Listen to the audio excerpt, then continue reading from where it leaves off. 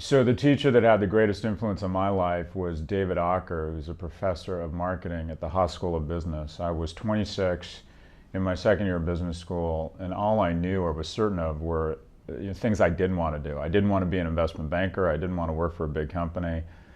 And David taught a class called Brand Strategy, and at the time, in the early 90s, it was a fairly novel idea that you could manage brands as an asset.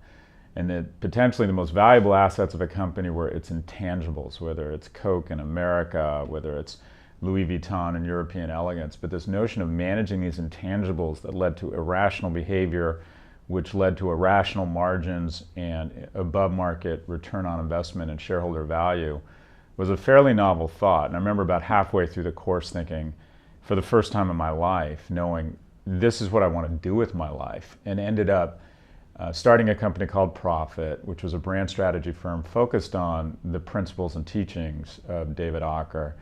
That firm is now about 500 people. David ultimately came to work at the firm as our vice chairman.